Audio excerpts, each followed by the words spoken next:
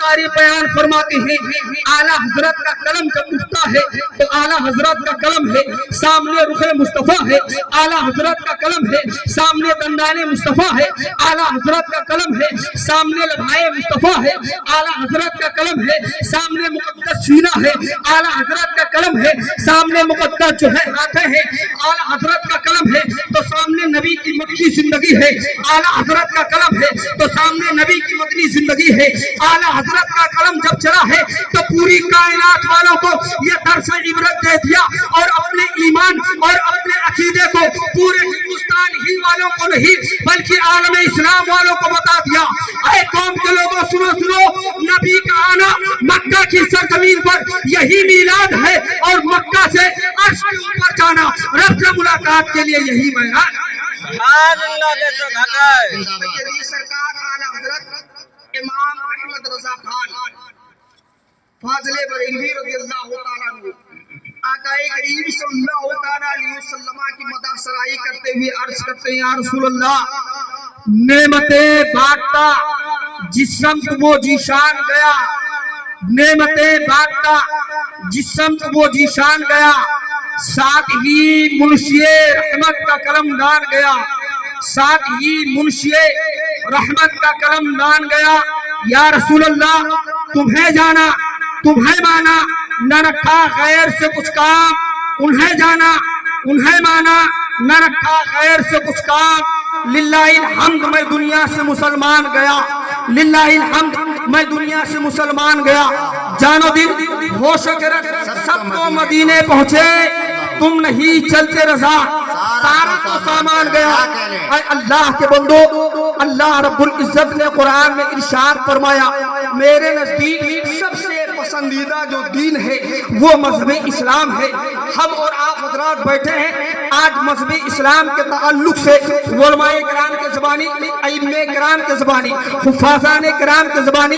हम माइक के जरिया बड़ी आसानी के साथ कुरान और हदीस की बातों को सुनते हैं और सुनने के बाद में एक कान से सुने दूसरे कान से निकाल दिया करते हैं। जबकि मजहब इस्लाम ये नमाज, रोजा, हज और ज़कात ये तमाम चीजें हम तक आसानी के साथ नहीं आई हैं, बल्कि इसके लिए बड़ी कुर्बानियां देनी पड़ी है, इसके लिए बड़ी मुसीबतें उठानी पड़ी है, इसके लिए बड़ी तकलीफों का सामना करना पड़ा है। अब आओ चंद मिनट के लिए हम तुम्हें लेकर चलते हैं मक्कातुल मुकर्रमा की सरजमीन की तरफ। मक्का की सरजमीन पर इस्लाम को फैलाने के लिए सहाबा किराम को मुसीबतें उठानी पड़ी है, इस्लाम को फैलाने के लिए सहाबा किराम को तकलीफें उठानी पड़ी है। सहाबा किराम ही को नहीं बल्कि आकाए करीम अलैहिस्सलाम को मक्कातुल मुकर्रमा की सरजमीन पर जब आप चलते हैं तो कभी रास्ते में गड्ढे को खोदा जाता है, कभी रास्ते में कांटों को बिछाया जाता है। आकाए करीम सल्लल्लाहु ताला अलैहि वसल्लम है अपने सर को सजदे में रखकर सुभान रब्बियल आला की जब सदाएं बुलंद करते हैं ना,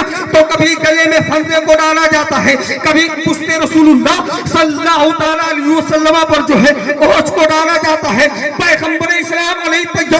ने इस्लाम को फैलाने के लिए और इस्लाम को बढ़ाने के लिए, मजहब इस्लाम का परचम बुलंद करने के लिए बड़ी मुसीबतों का सामना किया है, बड़ी तकलीफों का सामना किया है। मक्का की सरजमीन पर जब आकाए करीम सल्लल्लाहु ताला अलैहि वसल्लम ने ये महसूस किया कि अब मक्का के हुदूद के अंदर इस्लाम को फैलाना और इस्लाम को बढ़ाना ये दुश्वार हो रहा है, तो आकाए करीम अलैहिस्सलाम ने मकाम ताइफ को चुना कि चलो इस्लाम की तबलीग, इस्लाम की नशर व इशाअत के लिए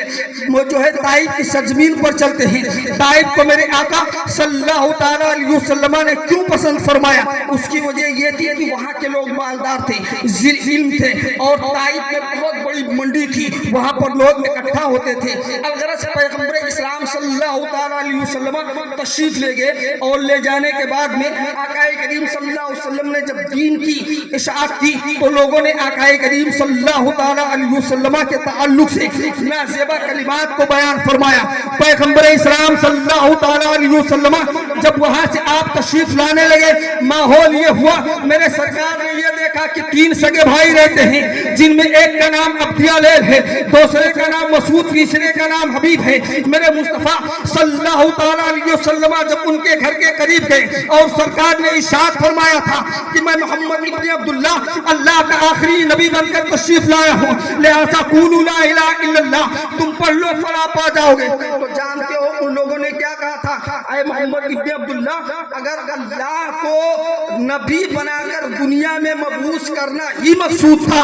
تو تم جیسے معاذ اللہ یتیم کو نبی بنا کر جو ہے مکہ میں مبعوث فرما تھا۔ مکہ میں بہت بڑے بڑے رئیس ہیں، بہت بڑے بڑے عمرہ ہیں، بہت بڑے بڑے جاگیردار ہیں، اسی پر بس نہیں کیا تھا۔ آج جو ہم اس کان سے سن کر اس کان سے نکال دیتے ہیں اور اپنے ائمہ کا جو ہے ان کی باتوں کا ہم مکمل طور سے احترام نہیں کرتے ہیں۔ سنی مسلمان بھائیوں، پیغمبر اسلام علیہ طیبۃ والسلام کی زندگی کو آپ دیکھیں، میرے سرکار جب طائف سے نکلنے لگے تھے نا تو طائف کے لچوں نے، طائف کے لفنگوں نے، طائف کے گنڈوں نے، طائف کے شریروں نے پیغمبر اسلام صلی اللہ تعالیٰ علیہ وسلم پر صرف تانے ہی نہیں کسے تھے بلکہ مصطفیٰ پر پتھروں کی بارش بھی کر دی تھی۔ پیغمبر اسلام صلی اللہ تعالیٰ علیہ وسلم خون سے لہو لہان بھی ہو گئے تھے۔ الغرض میرے سرکار